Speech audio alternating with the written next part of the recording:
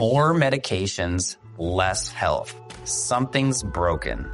Traditional medicine manages symptoms, but true healing addresses root cause. I'm Josh Rimini, pharmacist turned healer. At Beyond the Pills, we merge ancient wisdom with modern day science to inspire you through stories of transformation, practical trainings, and holistic healing. Join me and other practitioners as we guide you towards vibrant health, body, mind, and spirit, and move beyond symptom management into true healing. Welcome to this episode of Beyond the Pills. I am Josh Rimini, pharmacist turned healer. And today I have a new friend of mine, Jason Jurado. How are you doing, sir? I'm doing great. Thanks for having me on the show. Thanks for your patience and all the workings and doings of the new year. So let's just dive right in, right? Let's get down to it. Tell people on this podcast, tell them who you are and what's going on in your life right now. That sounds good. Yeah. And I'm going to start from the beginning because for me, the beginning is the beginning. I've always been a healer. From my various early ages, I knew that I had a calling to help and serve others. And, and it showed up differently. As a child, you don't really understand. You don't really know. It's kind of, I've got a little bit of blood, a little bit of family history with it, but it wasn't really talked about. And so at the very most, my dad would say, oh, he reminds me of grandma sometimes, but it wasn't really talked about. But how it showed up for me as a young kid is I kind of saw things, I felt things, and kind of was in a different world. I think most kids are. We come into this world knowing a lot, and then the world kind of takes some of that from us. But the way it really showed up for me was I was the friend that everyone come to talk to. I was the one that if anyone had a problem, they would come sit with Jason, or they would find me. People that were having some struggles would find me. And it was really about knowing when to talk and when to just listen and just be present for them. And so that kind of showed up for me at a very young age. And that's always been who I was. And, through not having a mentor or having someone to really kind of guide me and say, oh, this is what this is, it scared me a little. And so I pushed it away. And I kind of stepped away from it every year, and kind of it became less and less apparent because I wasn't connecting. I wasn't connected to source, creator, whatever you want to call it. And so I went through my life like that, but it's just who I was, always being of service and always helping folks. And I went through school and just did the regular kid stuff. I wanted to be a lawyer at one point, and I've always been into learning. Learning's been, I spent a lot of my time in libraries as a small child. I would, instead of going on break, I would go to the library and read something about art or literature or something like that. Always a thirst for knowledge. Get that from my dad. But anyway, so, you grow up and you figure out what are you going to do? And so for different reasons, this is a totally different podcast, but I went in the Marine Corps. And I spent 5 years in the Marine Corps doing what I did, seeing what I saw. Always had an interest in martial arts. That's kind of what started. I kind of the back pace. At 8 years old, I started my own meditation practice. I was reading Black Belt magazine, and I saw that what we know is called box breathing. And it talked about box breathing. And I was like, I can count, I can breathe. Let's give it a shot. And so I started that, and so I've been meditating one way or the other for 40 years now. And then I got into martial arts, more structure, and kind of learned more about meditation and stuff. We would do it before class, but not really deep. But that was kind of my introduction to it. During my time in the Marine Corps, I lived in Japan 2 different times and got to meet some people in the Zen community over there and deepen my practice a little bit. Got out of the Marine Corps. I never thought of what I do, helping others. I never thought of it as a career. It just was who I am and who I was. And so it was never on the horizon of, well, I'm going to get out and I'm going to do this. It just was, I found a way to do it. I got into retail leadership. And if you ever work in retail, folks are in their point in their lives where they need some support. They don't know what they want to do. They don't know their purpose. They don't know what direction to go in. And so I was able to help and kind of guide that. So making that money, but also still kind of fulfilling that part of me, but not fully tapping into it.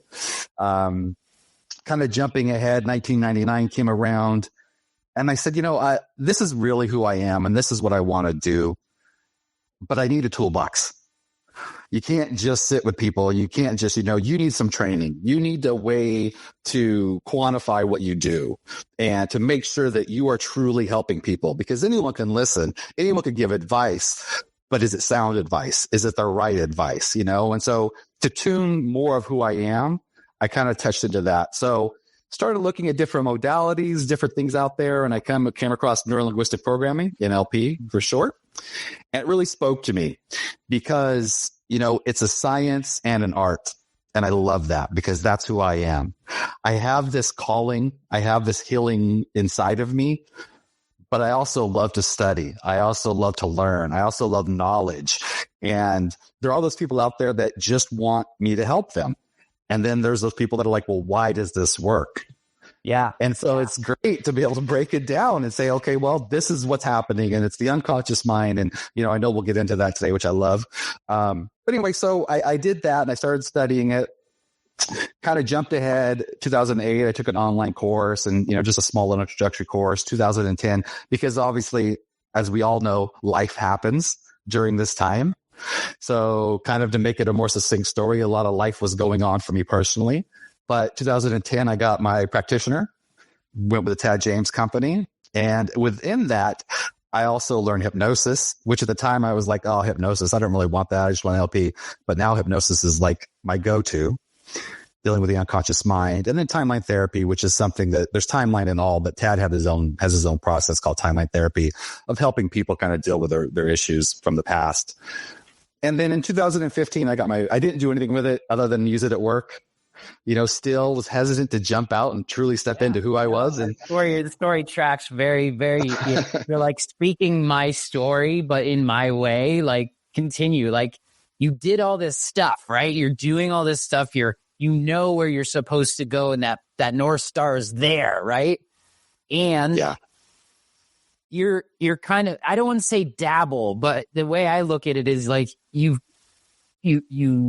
take what you learn, you apply it a little bit, but it isn't full spectrum yet. It isn't quite like enveloped. So right. 2015 happens. And, I said, I'm going to get my master practitioner because, there's always that I don't know enough. There's always that, that's a limiting belief. Obviously, that's a limiting belief. We know that. But that's what I had, well, I don't really know. Do I know enough to help people? And, my mentor's like, can you do this? Can you do that? Then you know enough. But I stepped in. I wanted my master practitioner because for me, I didn't go to college. And so there was always that kind of like, oh, well, do I know enough? Am I, and you question yourself. So I got my master practitioner. And that was 17 days in Vegas. That was a lot of pre-training and stuff like that. It was a great course. Got so much out of it. Came back excited. And my blessing is that I met a lot of amazing people on my journey. And I touched a lot of lives on my journey. And I mentored people and I helped people. And when you're of service, people want to be of service of you. And one of my best friends, still to this day, and someone I mentored and helped out along life, he said, I was actually at his wedding, and he said, oh, you do this coaching stuff? And I was like, yeah, something like that. And he's like, I want to talk to you, and there was my first client. He was just getting married. He had opened his first gym with a partner not too long before that. And he was looking to open a second business. He had ideas about his family life. And so he became my first client. And it kind of just showed up. I was still hesitant, but the universe said, listen, man, here's what it is. I would come home from work sometimes upset, disjointed, had a bad day. And my wife would say to me, how many more messages do you need from the universe to know that you've got to move on and do this thing that you're called to do? And at the time, it's hard to hear, but it was the truth. And I love her for that, for sharing that truth. So I started seeing him. And so at that point, I started seeing clients part-time. I got an office share.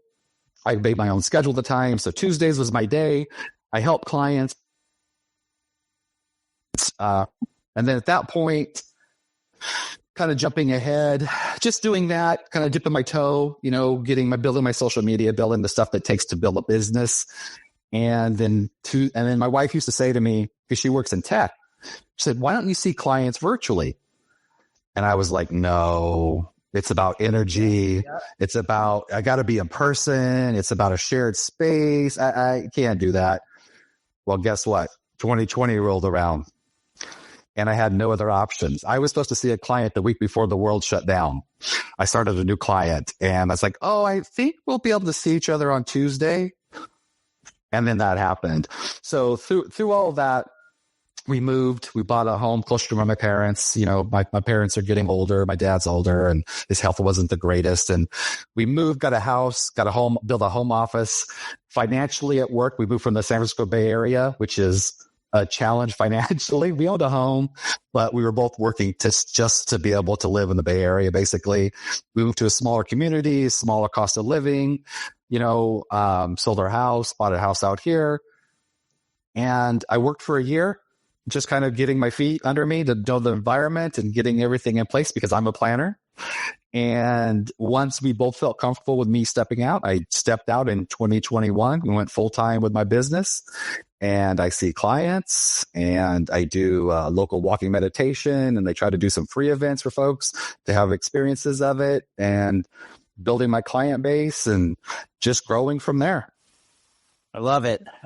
There's so much parallels to, you know, speaking to your calling, right? It's going from, you know, what you think you might want to do. Like you knew you were a healer. You knew there was some knowing inside of you. Like that's the first step, right? When you know, and a lot of people will be thinking or asking themselves, listening to this podcast, is like, how do you know? What do you know? And that's how we kind of, from this process of discovery. And I love how you've had the breadcrumbs throughout your whole life. Yeah. I had a new person shared with me this because, you know, we think of God, universe, spirit, source, some higher power, quantum, whatever you call it, doesn't matter. But somebody says, well, I call him Gus, God, universe, spirit. Just say Gus. And it makes it easy for me. Yeah. My daughter likes unicorns, so I just call it uni. But the universe, this higher speaking, was throwing these breadcrumbs at you, not because it was trying to tell you exactly where you wanted.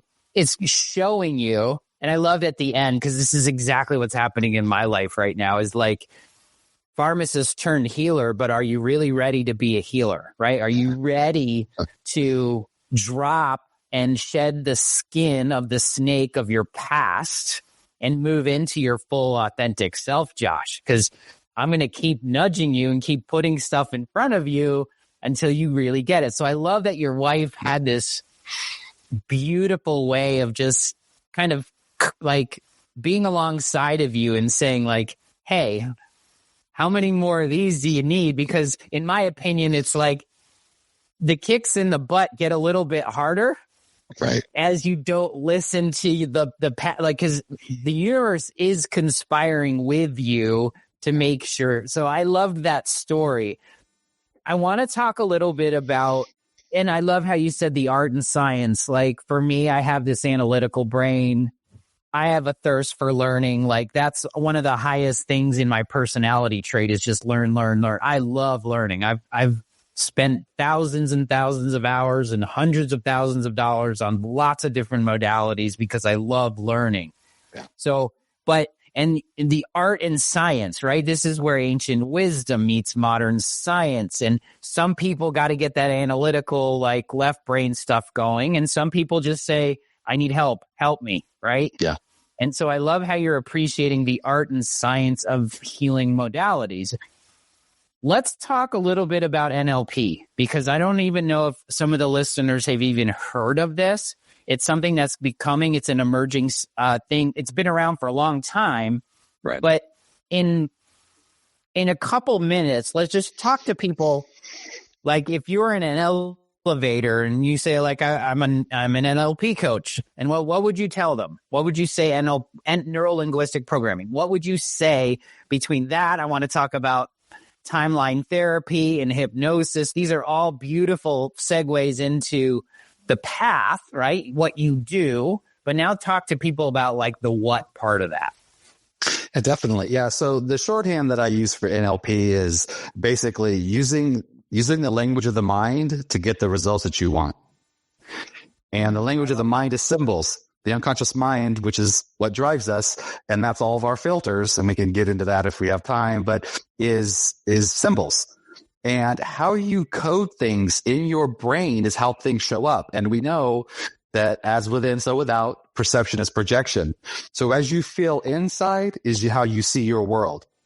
So how you feel inside is how the world shows up for you. And so what NLP does, and now just to back up for the nuts and bolts real quick, NLP is from the early 70s, UC Santa Cruz. I won't get into the details of who made it. There's two people that give credit for it, John Grinder and Richard Bandler. One was a student at UC Santa Cruz. One was a linguistic professor at UC Santa Cruz. But what they did is they looked at therapy and said, why do these therapies work? And so one of the challenges about NLP is people say, well, what is not science based and where's the proof of it works? Well, here's the flip of that script. NLP is modeled. NLP, it took all these other modalities and put it together in one box, just to stay with that. And what it did is it took Virginia Satir's family therapy. It took Milton Erickson's hypnosis. Some of the language work from Gregory Bateson, who was there at UC Santa Cruz with them. Alfred Korzybski's work in the early 1930s. It took these things and said, okay, what about this is functional? Richard Bandler was working on Gestalt therapy, with Fritz Perls work. He actually did a book around Fritz Perls' work, but he's a tinker. He was a computer guy, and he was like, why does it work? So that's a big part of NLP is actually modeling. You model somebody that does it well, and you do yourself. I love that part though, because, well, one, I'm a why guy. Like the reason I got into functional medicine was because traditional medicine didn't work for me, and I wanted to learn why. And then when that didn't work for me, I had to learn the next why. And it brought me to this whole component of healing in subconscious space, like the 95% of what's going on under there, right?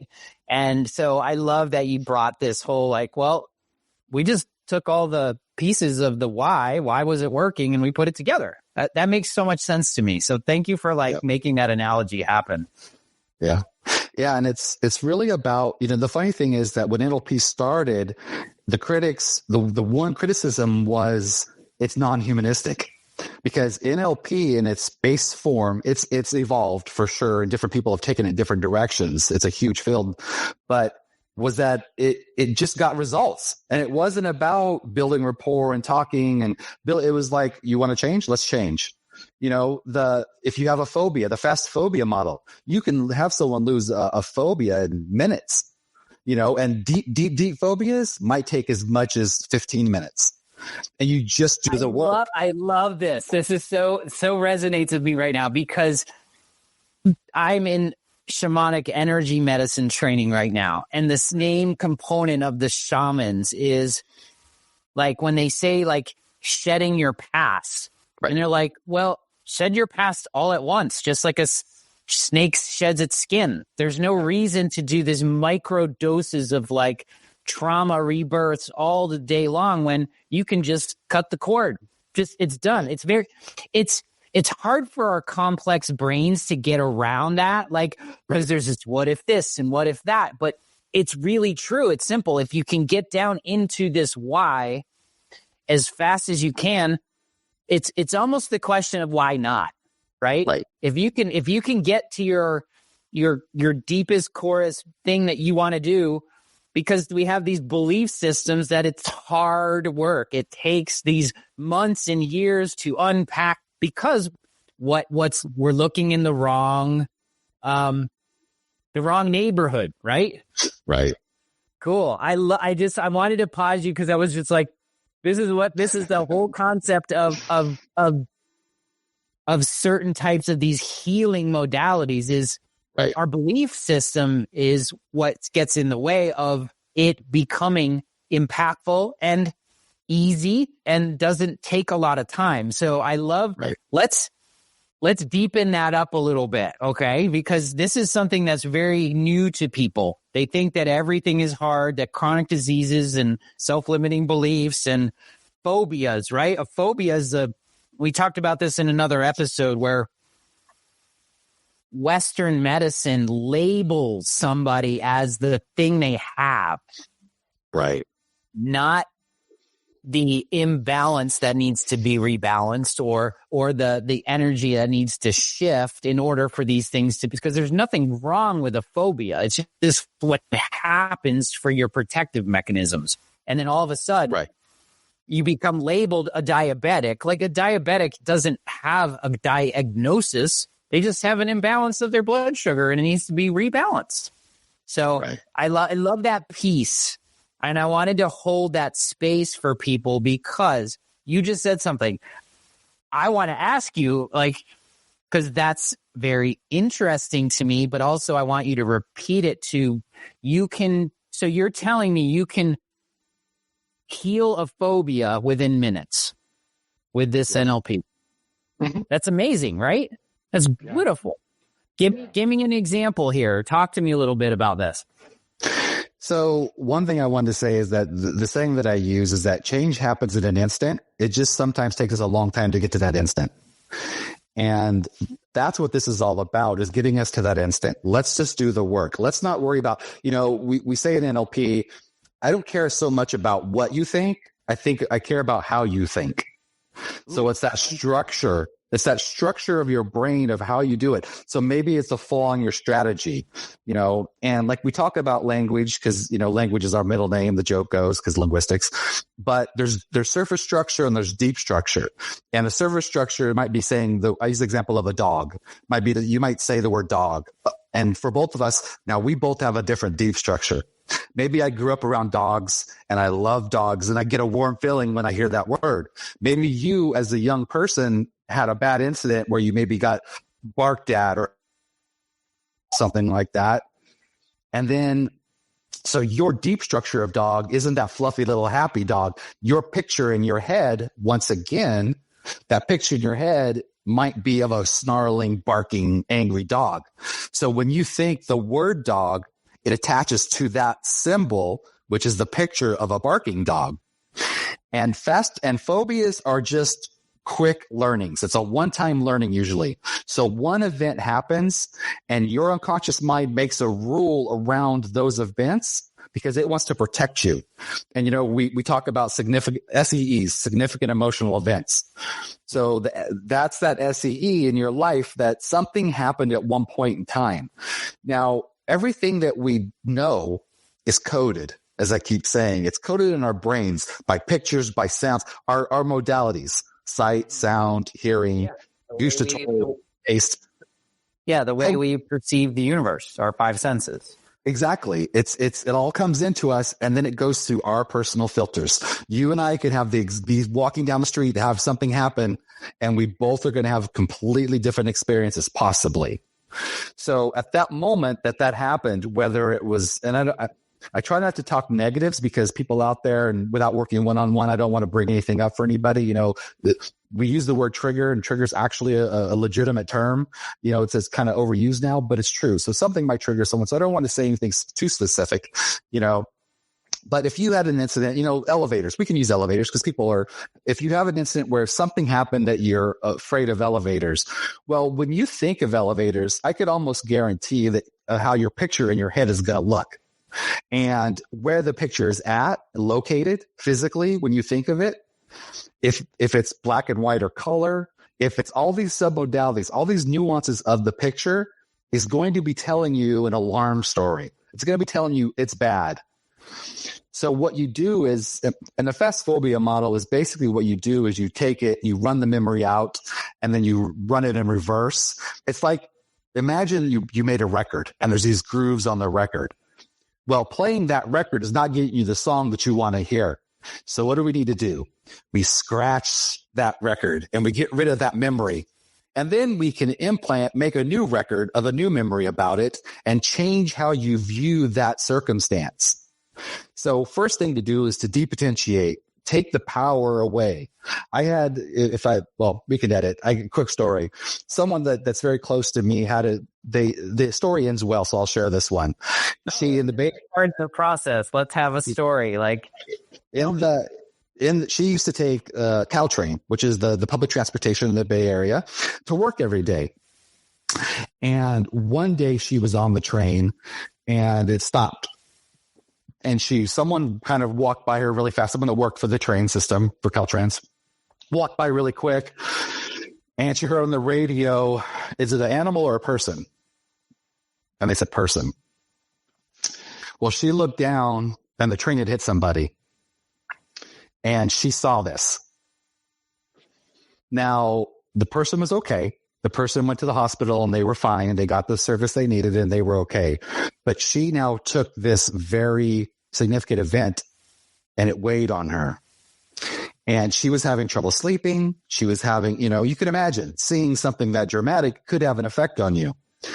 And so she had come to me and said, I'm really struggling with this. So now normally there's other ways to do these processes. You want to make sure that it's ethical, that it makes sense, that you do it in the right way. But she was struggling so much with this memory. I needed to support her and taking the power away from that image so that she could process it properly. So what we did is we changed that picture. We made it black and white. We moved it away from her. We took the power away from it. We made it a little fuzzy. So when she thought of that memory, it wasn't that, because when she was thinking of it, it was bright. It was clear. It was right in front of her face in her mind, and she could see it. Maybe there were sounds behind it. So what we did is we moved the picture away so it lost its power. We made it black and white, taking away more power. We actually ended up, what you do is you can make it the size of a postage stamp and take it to the sun to burn up. And we got rid of that. We took the power away from that memory so that she could process it in the way without having that emotion right on her, that burning feeling to her. We took it away and she was fine. And she processed it and she could sleep at night again. She looked at it analytically. It wasn't so emotional right in front of her face. And that's just an example of how NLP can work, is you change that coding.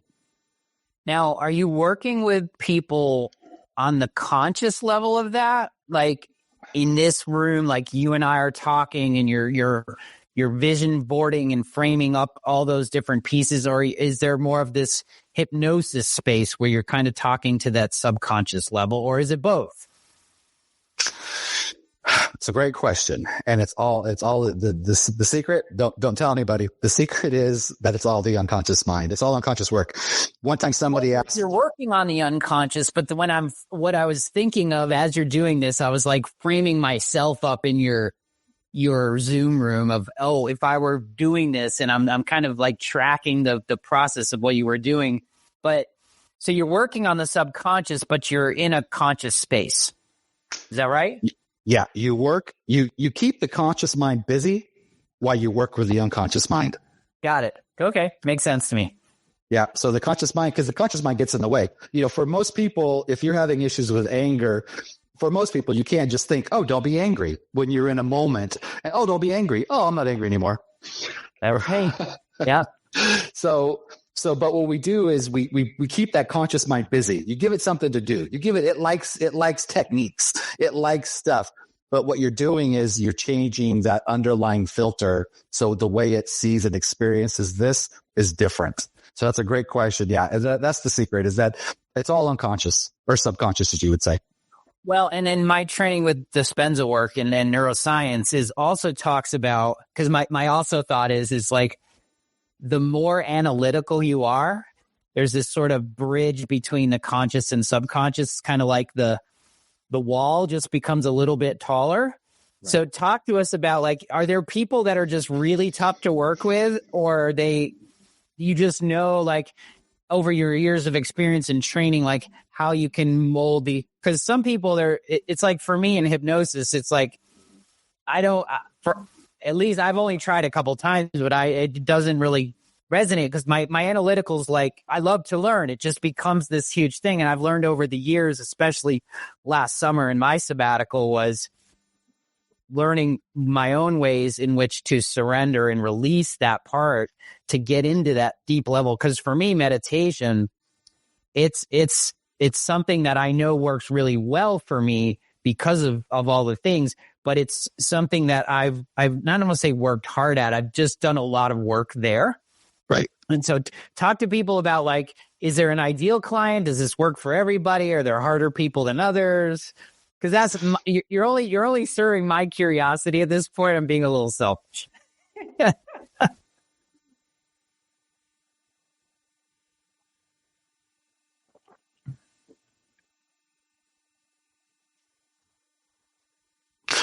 Yeah, that's so true. What you say is so true. And so every client is different. I approach every client as being different. And so Milton Erickson, he has a saying. He said that because he was an MD before he went into full hypnosis, he was a medical doctor. And he said, my patients are only my patients because they're out of rapport with their unconscious mind. And so that's great. About that, those more analytical clients, and I right now I've got one of them. He's a superintendent of schools. So you want to talk about someone that's right here all the time and analytical, and I share his role because he's openly shared his role. I'm very cautious about that, but yes, it is more challenging for people that are highly analytical and they're from it because they want to dissect their work, and so. So my job is to frame it. My job is to build a place where they feel safe and comfortable, where they can have that communication. I reframe a lot of work. It takes a different hand, so to speak, to work with them. And so to allow them to have that connection with their unconscious mind. But here's the beauty of it. It's going from freezing cold water to that warm water. When they have that experience of their unconscious mind helping them make a shift, it's all in, because they're like, wow, that is, I've never slipped that. Right? The protector's gone. It's like, oh, I'm safe now. I can let go of everything. Yeah. And so it does shift how I have to work with them for sure. And soon as I have the first conversation, discovery to make sure it's a good fit, and I could see it already show, because the very first thing you learn in NLP is sensory acuity. So being able to read people and seeing if they truly do shift, because someone could tell you with their mouth, oh yeah, I felt that. But if you're not seeing them shift, if their color, their tonus, their breathing, their heartbeat doesn't change, it's not truly, you know that it's not really changed. So you have to watch somebody, and when you see them shift, you just watch. It's an amazing thing. You just see like all this just wash away, like the packs drop, and like their shoulders are down, their breathing regulates, and then I know, yeah, they're getting it. They've tapped into something. But then the next session, a week later, they're back because that's what they know. And it's not about, I don't want to change anybody. I don't want anyone. It's not that no one's ever going to, if we get rid of anger from the past, and if we talk about timeline, we'll talk about that. They will never be angry again, but it'll be appropriate to the situation. It won't be tied into something else. So you still are, we have to change these filters for good. But if someone's analytical, that's great. And if it's working for them, that's wonderful. But to do the work that we're doing, I do need to get in touch with that unconscious mind. Yeah, I love that. I think that's a great segue to my own curiosity and my own learning, because I'm learning a lot here today. So thank you, Jason. Let's talk a little bit about timeline therapy, right? Like, this is another tool in the toolbox. This is something, because what we're really talking about, we're talking about deep true healing, where it happens in the subconscious, right? Not the 5% conscious programming that's in front of us. It's all underneath, right? And so this is why this podcast, and my experience and these healing modalities that we're bringing on, is really, truly, really rooted around what are the core things that are going on, and then what is the solution to those issues, right? The solution is getting underneath, is reframing, reprogramming, like rebooting the software, right? We have this hardware. It's beautiful. This brain, I still don't understand why we're trying to create quantum computers when we have one right here. Right. So I just wanted to get that because we talk about plant medicines on this podcast. We talk about trauma work. We talk about meditation, breath work.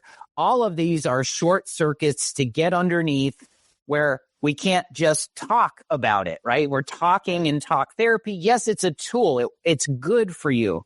Mm-hmm. But when we're really looking at the difference between symptom resolution to healing people, right? Because people don't need cures, they need heals, right? We're going to heal that anger so it doesn't show up in the wrong way.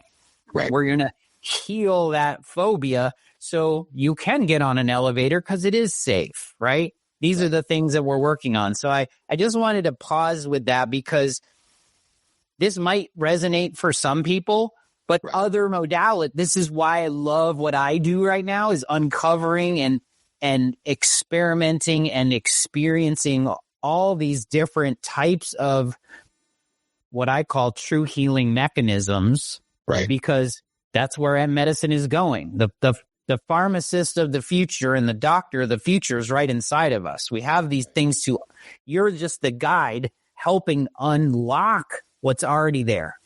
Love it. Yeah. So I got to hear a little bit about this timeline therapy. This is something new for me. So let me just jump to piggyback on what you said first real quick. Absolutely. Healing is coming home. Healing is stripping away what's getting in the way of you being whole. And that's what all this is about. And, plant medicine, it gives you that glimpse. It gives you that moment in time where you can see your true self and you go back to home.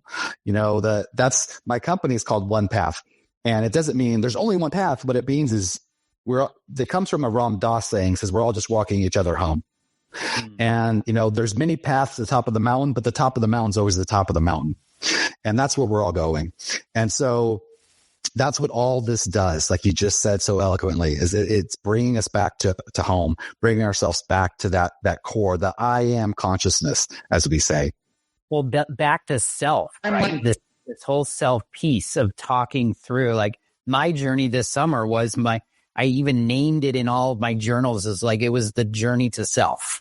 It was removing the barriers, my barriers, right? The barriers that were to unlock full healing, to unlock my full potential, and to walk that path of your truest, most authentic self that's here to show up in the microcosm of your universe of how you show up in the world. And so I loved that. And Ram Dass is if I could meet one person, probably he's on that short list before so I get that as well. I have a little of Ram Dass in me as well. So let's, thank you for wrapping that up in a nice little bow for everybody. Yeah. And so timeline therapy. So kind of just real quick is that, so they say that we go through 3 main learning periods in our lives.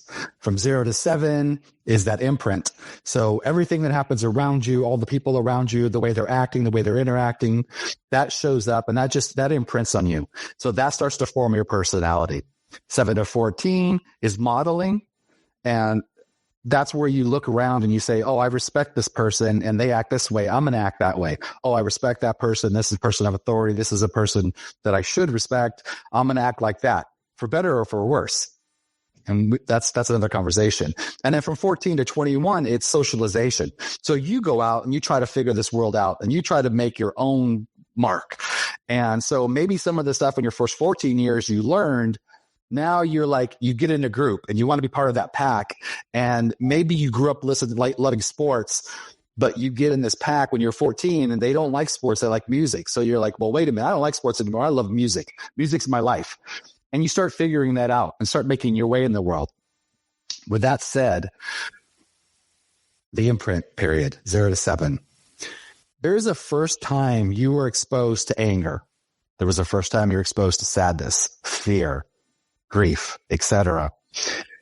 And the theory of timeline therapy is that we'll call it like a pin.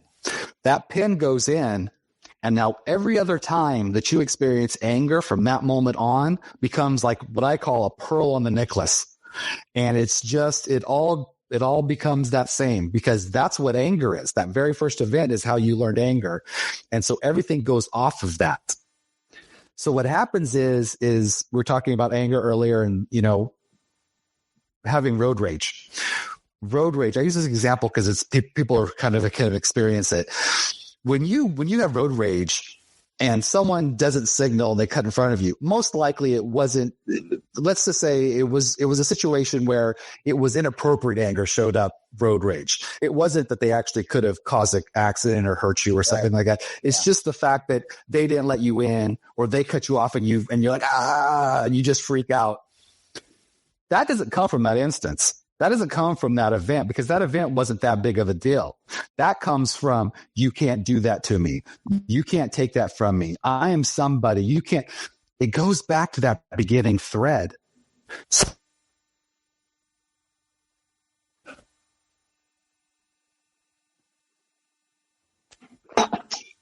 With timeline, what we do is we take you back through guided imagery. We take you back to that first event. And going back to that first event, we get the learnings. So what we do is, and it's a guided process, it's a closed-eye process. And what we do is we ask your unconscious mind. First, we ask you consciously, is it okay for your unconscious mind to release this anger today and for you to have an experience it consciously? And I watch my clients. If they say, yeah, we stop. And we find out because most likely there's some secondary gain. I have a client right now that there's secondary gain around anger. He feels it's protecting him. So we're going to work on that before we jump right in. But if they say, yes, I got it. So we'll start the process. So what we do is we say, what's the first event? The very first event, which you expose this anger, that if you let it go, you'll be able to let go of this anger easily and effortlessly. If you were to know, was it before, after, or during your birth? And this, you know what? It doesn't really matter logically what the first event was. I don't want the first event that you remember. I want you to give your unconscious mind the opportunity to say, it was when you were 2. It doesn't matter if it's truly when you're 2. We're working with the unconscious mind, and it works in symbols. It works in linear, but it also works, just spatially. So, but let's just take what comes. I always say, just take what comes up. And if they say it was before their birth, was it past life or genealogical? So was it a past life that you had this first anger, or was it in your family? And we go from there. And then whatever you say the first event is, some people will sometimes say, I was 8. And I'm like, okay, were you really 8 years old the first time you saw anger? Because that doesn't, most likely not true. So I'll push them to kind of go back further because we need the first event. And then we'll go then we'll float above the timeline. And then this isn't a class on timeline. This is kind of a basic overview. Yeah. They float and they go back towards their timeline. Timelines are directional. That matters too. But for the sake of the conversation, we face the past, go into the past, go over that event, look down on that event. And what is it that your unconscious mind needs to learn, the learning of which will allow you to let go of this anger easily and effortlessly. And the learnings are for self, they're positive, and they're for the future. Meaning, if you say people suck, that's not a good learning. So I'm going to call you on that. If you say, oh, people are mean to me, that's not for self. That's not positive. So we're going to call. So it needs to be for self. So what do you take from it? Even though people are mean to me, I still can feel positive in that vein. Sure. Yeah. No, it's the whole adage of you're winning or learning, and learning is winning. Yeah. Right. And then what we'll do is once we get the learnings and people really plug into it, then what we do is then we have you go before the event on your timeline. You go before the event, above the event, disassociation, and looking towards now. And now, where are the emotions? Are they gone?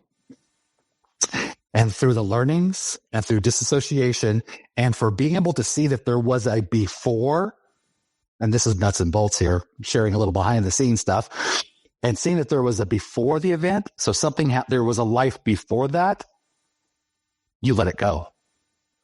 And it seems so simple, and there's a little more to it, but it seems so simple, and it is. But I watch people totally shift. Usually people laugh. It's funny. Usually people will kind of giggle because when they try to touch into that anger again, the anger's gone and they can't plug into it. And then what we do is we bring you back on your timeline. And then what we do is so as you come back on your timeline, only come back as fast as you can, let go of all the anger and all the events between now, making sure you're above the event, before the event, looking towards now, get the learnings you need to let that anger go easily and effortlessly, come back till now. And then they process, and some are really quick, and some will take time. Some will actually think about the memories, and they'll do the work as they go along. And then you test. Think of a time in the past when something would have happened that would have made you angry. Can you think of that? Okay. How do you feel now? I feel fine. The anger's gone. It's gone. So that's in a nutshell. No, I love it. It's amazing. And it's the difference between a feeling and an emotion, right? Is like you can feel all this stuff, but once it carries into the emotional state in the refractory period of what it creates, and then all of a sudden it becomes bigger than, like you said, the guy cutting you off. Like you called it one thing, I called it a peak emotional experience, right? We have all of these peaks where something imprinted you. And I love the formative years of imprinting, modeling, and socialization, and it makes logical sense on our evolutionary timelines too, right? From 0 to 7, you're learning. You're like everything around you. You're in gamma. You're just like pulling all this stuff in. And then all of a sudden, I love that modeling piece. And then of course, when you're a teenager, what are you doing? You're in the socialization. You're in your tribes. You're finding your way. So it kind of like you said, it like going back to the symbols and the why does these things work? Well, we've taken the history of people's human lives for a millennia, and we've sort of worked backwards into, well, where these fit and how do we interact with it? And I still am very impressed about how these techniques, as complex as they may sound, like getting into the subconscious and reworking the programs and taking something like anger that's been a part of your whole existence it's not like we're wiping the anger away. The feeling comes up, but it doesn't create the emotional experience, and we've wiped that sort of clean, right? We've cleaned things up, and it sounds so complex, and at the same time you're doing this in a simplified way with a simplified solution and getting to the root cause in a relatively short period of linear time, right? Right. And I have a ton of questions, probably offline. There are going to be so many things going on. So we talked timeline therapy, NLP. Let's talk a little more right? Who's your ideal client? What kind of things are you working on? And I'll plant the seed too. What's the strangest thing you've worked on? Because I want to talk about like the outliers here is like, oh, that happened, right? But I want to talk a little bit mostly about like who's the ideal person to work in this realm or work with you. So, I that's the challenge when you have a business, when what you do is, and your passion is your business also. So because I want to say I could help everybody, but realistically, if everything's the most important, then nothing's the most important. So my goal is, and by sharing some of my story today, you can see why this is true. I'm looking for people that either can't even imagine their purpose or have a purpose and are having trouble living their purpose. And helping them. So I work with people that tend to be late 20s, early 30s into their 60s, into like 60, where they really have a situation that's like, I don't know how to get what I want.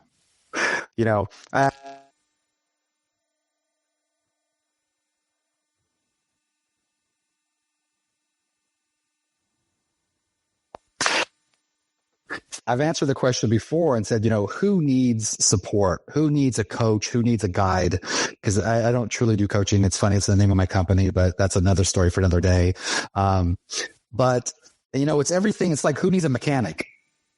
Everyone needs a mechanic, whether it's, I just need my oil changed, or I have a fast car and I want to go faster, or my car's broken down on the side of the road.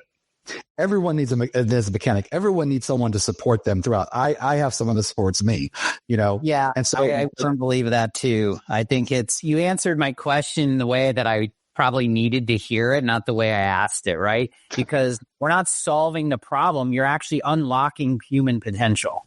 Exactly. And you can serve anyone that has criteria based around these kind of big things. Like, I know I'm here to do something and I don't really know why. I love the word guide, because guide is something that we all are for.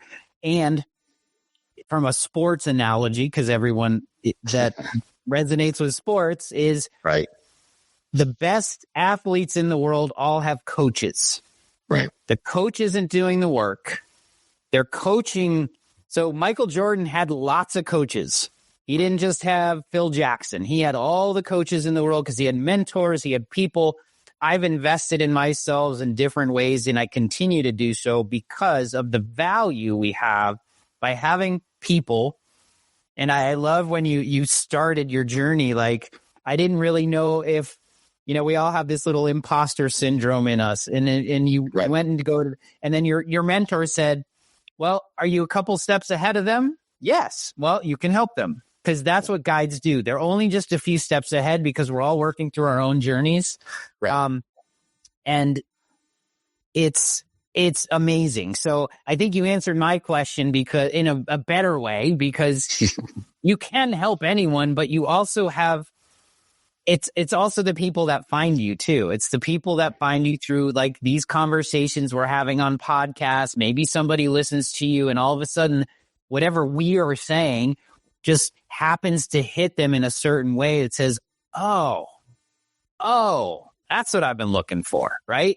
Right. And so I love that you kind of framed it up as like, I help people find their purpose, and even if they don't know how, Right. I love that. That's beautiful. But anger, trauma, anything that's holding someone back, right? That they feel is like potentially not helping them achieve their fullest, authentic, whole self. And so I love that you did that, and that's who you are and what you're passionate about. Rather than fixing the problem, you're unlocking the best part of the human potential in a way and manner that you're passionate about. This part, like NLP and hypnosis and timeline therapy, like these are things that you're naturally drawn to, and that you continue to dive deeper in, which is amazing.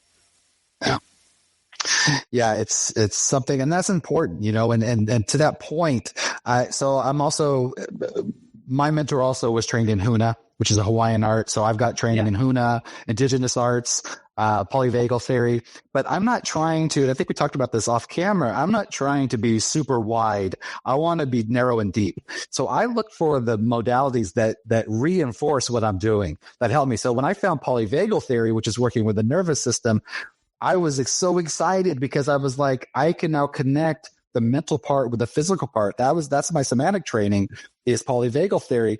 And it made so much sense. And it's one other way that I could approach people, that they will get the help that they need, because they might not understand. Well, so what's anxiety? Anxiety is just your nervous system looking for a problem that's not there.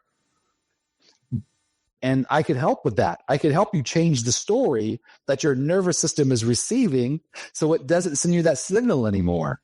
So it helped just really tie things together for me. So I don't look for new modalities because I do research stuff, and I'm always looking and always learning.